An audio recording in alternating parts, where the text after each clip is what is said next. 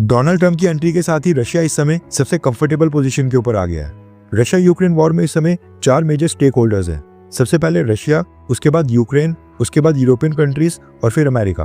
अब इन चारों में इस समय सबसे चिल और निश्चिंत रशिया नजर आ रहा है, जबकि अमेरिका, यूक्रेन और यूरोपियन कंट्रीज आपस में ही लड़ रही हैं। सभी एक दूसरे के ऊपर टैरिफ्स लगा रहे हैं, मीटिंग्स कैंसिल हो रही हैं, एक दूसरे के खिलाफ उल्टी सीधी स्टेटमेंट सामने आ रही है। यूरोपियन कंट्रीज के बीच अब ये डिस्कशन स्टार्ट हो गई है कि अब इन देशों को अपनी सिक्योरिटी के लिए अमेरिका के ऊपर से निर्भरता को खत्म करना होगा और यूरोपियन यूनियन की एक यूनाइटेड आर्मी खड़ी करनी होगी।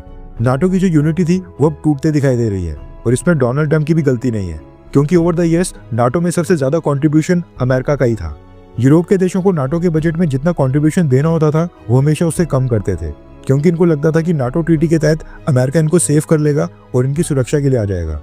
लेकिन डोनाल्ड ट्रंप की एंट्री के साथ अमेरिका में एक नया पॉलिटिकल विचार जन्म ले रहा है, जिसमें कहा जा रहा है कि अमेरिका दूसरे देशों की सिक्योरिटी की रिस्पॉन्सिबिलिटी आखिरकार क्यों ले।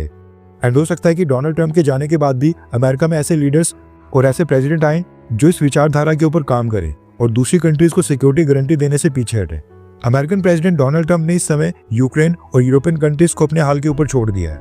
यूक्रेन को दिए जाने वाले सभी वेपन्स और फंड्स ब्लॉक कर दिए हैं। यूरोपियन कंट्रीज के ऊपर भी टैरिफ्स अनाउंस कर दिए हैं।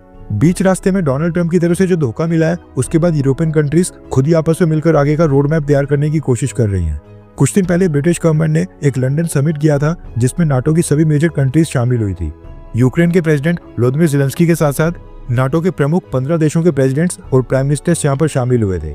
इस मीटिंग में डिसाइड हुआ था कि यूक्रेन और रशिया के बीच अगर एक सीजफायर एग्रीमेंट और पीस डील साइन होती है तो फिर उस सीजफायर एग्रीमेंट को रशिया पूरी तरह से फॉलो करे और दोबारा यूक्रेन की सीमा के ऊपर हमला करके यूक्रेन की टेरिटरी को कब्जा ना करे।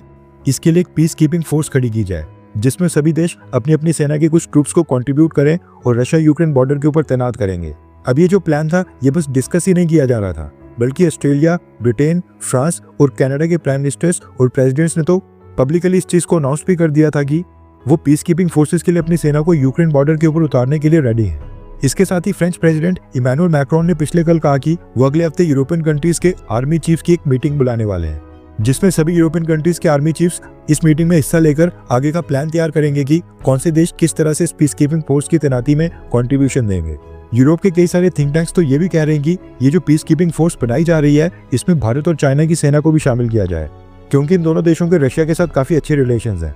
इसके साथ ही भारत के प्रोमिनेंट पॉलिटिकल लीडर सुब्रमण्यम स्वामी ने भी एक स्टेटमेंट दी थी, जिसमें उन्होंने कहा था कि भारत को भी इस पीस कीपिंग फोर्स में योगदान देना चाहिए और अपनी सेना के 20,000 ट्रूप्स को यूक्रेन बॉर्डर के ऊपर तैनात करना चाहिए। अब ये जो सब देश मिलकर रशिया यूक्रेन बॉर्डर के ऊपर पीस कीपिंग फोर्सेस के नाम के ऊपर अपनी सेना उतारने की प्लानिंग कर रहे हैं, इसको लेकर रशिया की गवर्नमेंट की तरफ से एक स्टेटमेंट सामने आ गई है, जिसमें रशिया ने दुनिया के सभी देशों को वार्निंग दे दी है। रेफरेंस के लिए आपकी स्क्रीन के ऊपर आर्टिकल का स्क्रीनशॉट है। रशिया के विदेश मंत्री सर्गेई लावरोव ने स्टेटमेंट जारी की है, जिसमें उन्होंने कहा कि रशिया अपने बॉर्डर्स के ऊपर किसी भी देश की पीस कीपिंग फोर्सेस के तैनाती का ऑफर पूरी तरह से रिजेक्ट करता है और जो भी देश रशिया के बॉर्डर के ऊपर पीस कीपिंग फोर्सेस को भेजेगा, रशिया मानेगा कि वो देश उनके साथ डायरेक्ट वॉर में शामिल हो गया है एंड उसी के अकॉर्डिंग रशिया का रिस्पॉन्स भी होगा। उसके बाद रशिया अपने आप को डिफेंड करने के लिए जो भी कदम उठाएगा, फिर वो देश उस चीज के लिए पूरी तरह से रेडी रहे। रशिया के विदेश मंत्री ने आगे कहा कि वैसी कोई भी डील साइन नहीं करेंगे जिसमें रशियन बॉर्डर्स के ऊपर नाटो या किसी और देश की सेना की तैनाती होगी, फिर चाहे पीस कीपिंग ऑपरेशंस के लिए क्यों ना हो। हम इसको एक्ट ऑफ वॉर मानेंगे। अब इस बीच यूक्रेन का कहना है कि वो रशिया के ऊपर विश्वास नहीं करते हैं, क्योंकि रशिया पहले भी क्रीमिया को उनसे छीन चुका है। इसलिए इस बार अगर पीस कीपिंग फोर्स नहीं होगी तो कल को रशिया फिर से यूक्रेन के ऊपर हमला करके उनकी और भी टेरिटरी के ऊपर कब्जा कर सकता है। इसीलिए पीस कीपिंग फोर्सेस की गारंटी उनके लिए काफी जरूरी है। खैर, आपको क्या लगता है कि क्या पीस कीपिंग फोर्सेस का आइडिया सही है, हाँ या फिर ना? नीचे कमेंट करके अपनी राय जरूर बताएं।